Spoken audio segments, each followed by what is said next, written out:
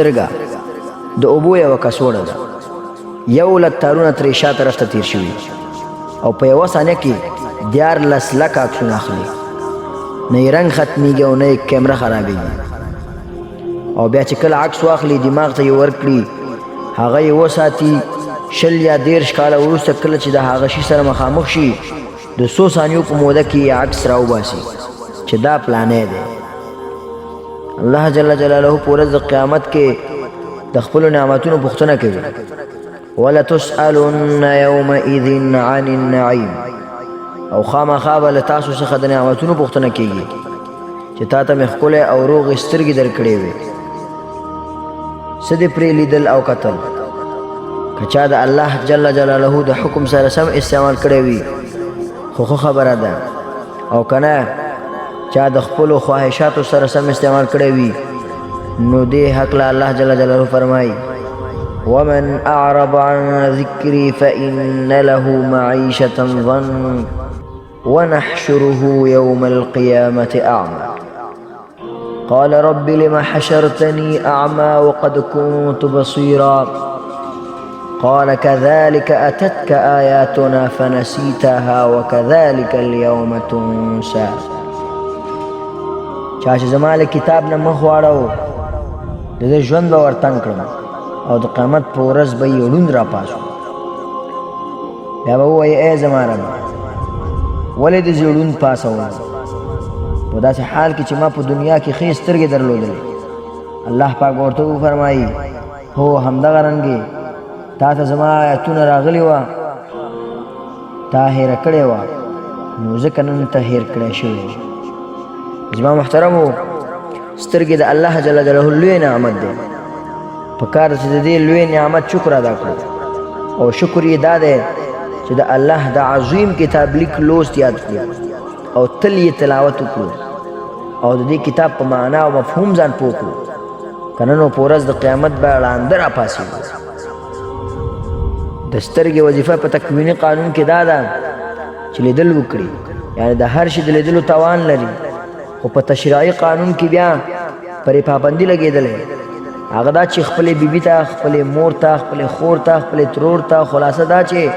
کومې ښځې سره چې نکاح حرامه وي هغې ته کتلی شي،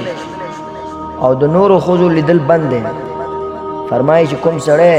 د پردي زنانه د لیدلو توان ولري خدای ورته ونه ګوري،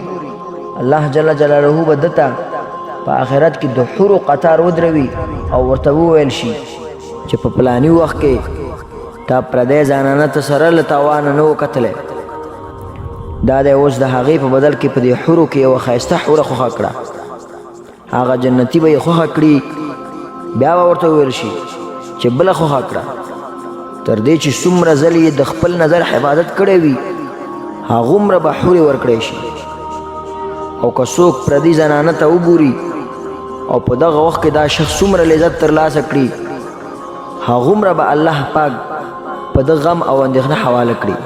چې دا خوند به یې له یاده ووځي. سترګې داسې ساختمان لري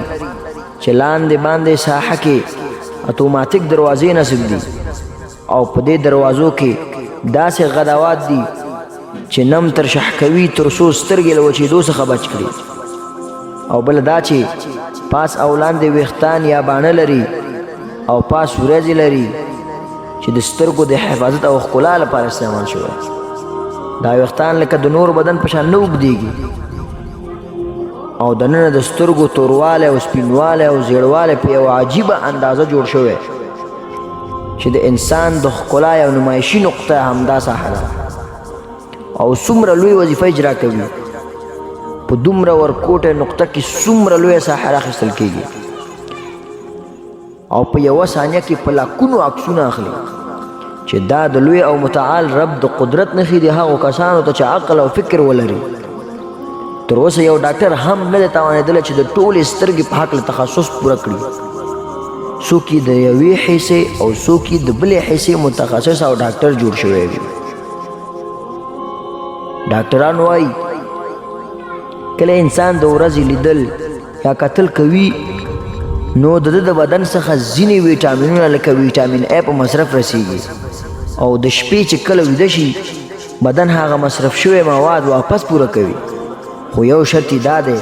چې باید تیاره وي یعنی پرانا کې یې نشي پوره کولی له دې وجه سنت طریقه دا ده چې کله د شپې څوک ویده کېږي باید ډیوه یا رڼا مړه کړي دروازه بنده کړي بیا ویده شي چې هغه کوم ویټامین د ورځې مصرف شوی هغه بیرته پوره شي الله پاک فرمایي وان تعدوا نعمت الله لا تحصوها وایي که تاسو د الله نعمتونه وشمارئ شمارلی یې نه شي